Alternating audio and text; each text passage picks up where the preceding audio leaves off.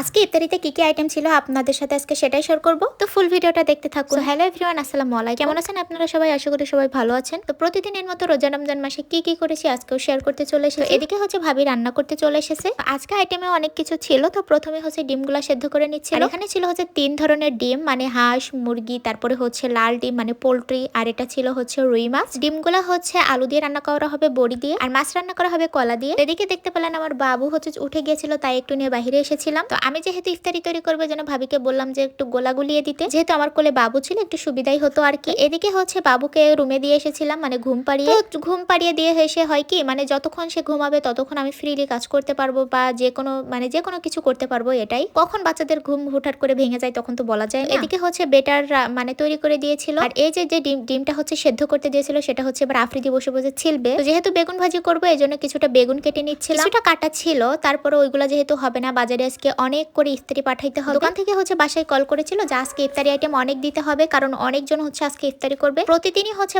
বাজারে হচ্ছে 3 জনের ইফতারি দেওয়া হয়। আজকে হচ্ছে টোটাল 5 জন ইফতারি করবে, আর আমরা বাসায় আসি 6-7 জন, আর বাজারে হচ্ছে 5 জন। তাহলে বুঝে না কতগুলো আইটেম তৈরি করতে হবে। মূলত আমরা বাসায় হচ্ছে সরিষার তেল খাই, আর এই যে ভাজাভুজি করার জন্য হচ্ছে সয়াবিন তেল খাই। সয়াবিন তেল দিয়ে ভাজি করলে হয় কি, মানে কেমন একটা ব্যাড স্মেল আসে। তো এইদিকে হচ্ছে আমি হচ্ছে বেগুনগুলা ভেজে নিচ্ছিলাম। আমি কিন্তু বেগুন একদম পারফেক্টলি ভাজতে পারি, মানে একদমই মচমচা। তো এখানে হচ্ছে মনে হচ্ছিল একটু পানি কম হয়ে গিয়েছে, মানে ভাবি যেহেতু আমাকে বেটারটা গুলিয়ে দিয়েছে ওইভাবে দেয়নি, বলেছিল আমাকে পানি হচ্ছে যদি কম বেশি প্রয়োজন হয় তাহলে আমাকে নিয়ে নিতে। এখানে হচ্ছে একটা তৈরি করেছিলাম, সেটাই হচ্ছে আমি জাস্ট মানে চেকে দেখছিলাম যে আসলে লবণ টবণ ঠিক আছে কিনা। তো এইদিকে হচ্ছে অনেক চলে এসেছে, আর ওকে তো আমাকে দিতেই হবে। তো আমাকে একদমই মানে শান্ত থাকতে দিচ্ছিল না, ওকে এক্ষুনি দিতে হবে এরকম একটা অবস্থা। তো সেখানে হচ্ছে আমার গায়ে একটু তেল পড়ে গিয়েছিল, সেই ভিডিওটা আমি স্কিপ করেছি। আর এই দিকে দেখেন গাইস, মানে বেগুনিগুলাই এত ফোলা ফুলছে, একদমই মুচমুচে। আর এই বেগুনিগুলো ইজিলি হচ্ছে 20 মিনিট এরকম মুচমুচে থাকবে। এদিকে চপ বানানোর জন্য হচ্ছে আলু মানে তৈরি করে দিয়ে গিয়েছে। এখন এগুলা একটু একটু করে হচ্ছে গোল গোল করে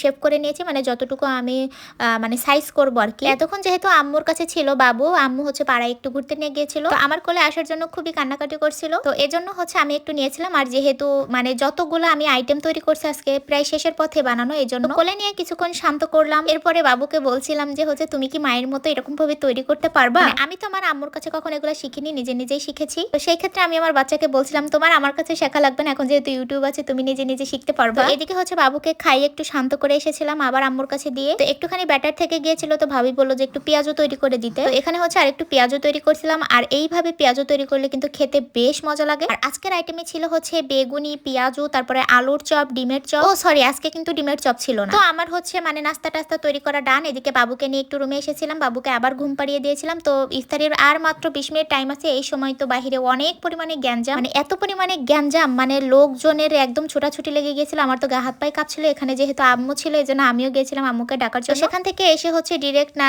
ইফতারির জন্য বসে গিয়েছি। আর এই টাইমে কিন্তু আমার বাবুকে আমি রুমেই মানে শুয়ে এসেছিলাম, যেহেতু সে ঘুম পড়েছিল। ইফতারির প্রায় শেষ মুহূর্তে আমার বাচ্চাটা উঠে গিয়েছে। এখানে ছিল হচ্ছে ছোলা, তারপরে পেঁপে, তারপরে কি কি আইটেম ছিল আপনারাই দেখে নিন। আপনাদের জন্য তো এত কষ্ট করে আমি ব্লগ তৈরি করি বাচ্চাকে নিয়ে, তো আপনারা তো কোনো সারা শব্দই দেন না। আমার ভিডিও যাদের কাছে ভালো লাগবে অবশ্যই কিন্তু আমাকে সাপোর্ট করবেন। আল্লাহ হাফিজ।